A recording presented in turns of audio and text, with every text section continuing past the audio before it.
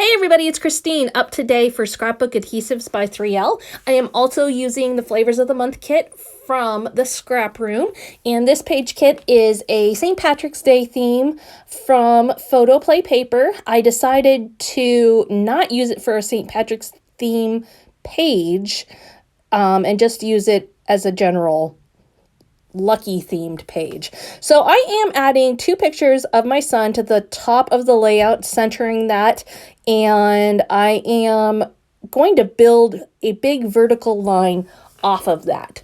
Now, the two pictures have some solid green going on in the background, so they were perfect for matching up with green paper. I am going to build out my title. So I'm going to start with the L, and then I'm going to put the Y, and then I will put the C in the center.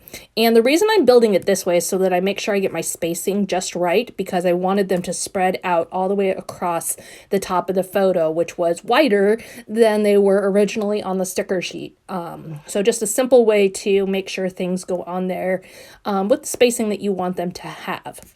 And then I'm going to go ahead and I am going to start to trim down my patterned papers and add those. So I'm going to add this gingham stripe right at the top, and I will trim it down a little bit so that it fits there better, because obviously there's not a very big space up there to add it. And I will use my T-ruler just to make sure that I get it on there nice and straight, because I don't want to put it right attached to the letters. I want it to be slightly above them.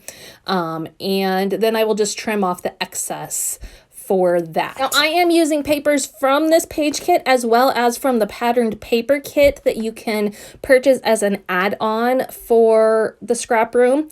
And you can see I'm just working those green papers. I am adding layer after layer, just tucking them under a smidge, and then the top line where I put them, I put on flat with just the Easy Runner Grand. The bottom, I'm adding crafty foam tape underneath so that it kind of looks like they are ruffles flowing, just adding some really simple dimension to this already very simple layout. So very simple. Again, way to just take a bunch of patterned papers and be able to use them, but to look really cool and unique. I love the way this looks, despite the fact that there's only really two colors going on. It has a really bold, striking feel to it. Now, I'm going to go ahead and add this little shamrock border, and I'm going to trim it down to be just a smidge over and add that on there. And right now, I'm not real happy. I think it's just a little bit too long, so I'm going to trim it down even more to make it smaller. But you can see I've got a really neat vertical design going at this point. And then comes the embellishing, which is going to be a super fun adhesive technique that you've seen me do before, but it's been a little while, so it'll be fun to revisit it. So I've got that trimmed down now. I'm going to add that back on there. And then I'm going to begin to build some shamrocks. And what I'm going to do is I'm going to take the Creative Foam sheets from Scrapbook Adhesives by 3L, and I punched out some hearts just using this punch that you see here. I did not think it was going to work. I thought the foam was going to be too thick, but it wasn't. It fit in perfectly. It cut perfectly. Had to be a little stronger than usual, but not bad.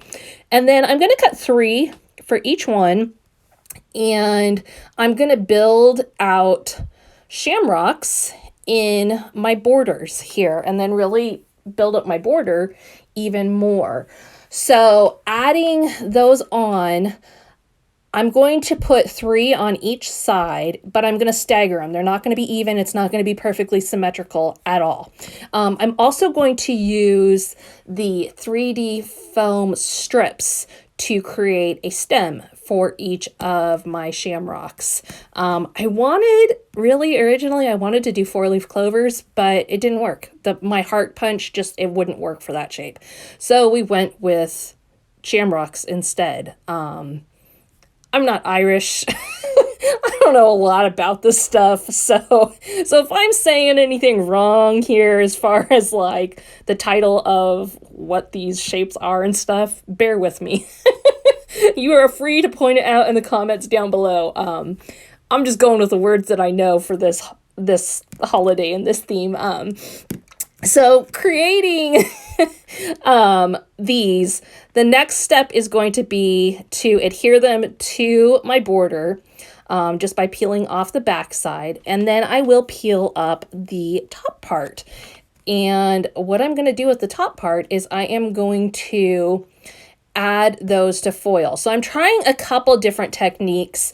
This first one, I'm foiling them and then sticking them onto the layout. And then for the second round, I did the opposite. I put them on the layout and then foiled them. I wouldn't say one way worked better than the other. It just was what it was. So you can see how easily those foiled though. All I had to do was remove the top paper layer and reveal the adhesive, and then I just rub over it, and that makes it stick. And if any little part gets missed, like you didn't rub hard enough, just put it back on there and rub again, and it will cover it. Really fun, super simple technique for creating anything, really. Anything you can punch or use a metal die cut with, you can do this technique with. It's not limited to 4-leaf clovers or shamrocks or leprechauns or gold coins or any of that. You can do whatever.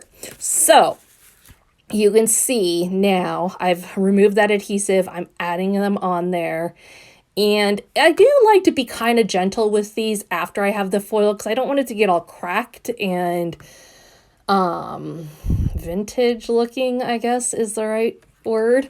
You can definitely get a crackled look though, if that's what you're going for. But you can see now why I couldn't do 4. The 4, they were going to overlap, and it just wasn't going to show the shape as well as doing it with 3. And you will see in a few minutes, will add on the 3D foam strips. There we go. And I will foil those as well. So I stuck those right on. I'll pull up the top, reveal the adhesive, and foil it.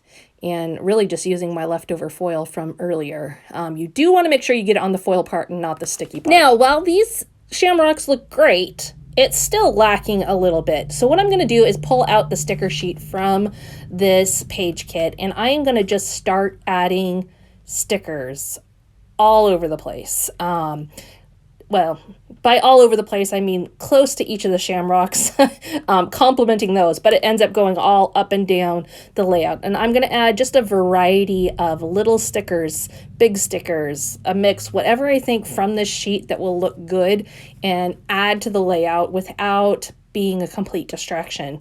I'm also going to add some green Nuvo drops to just create kind of a sprinkling up and down both of those borders.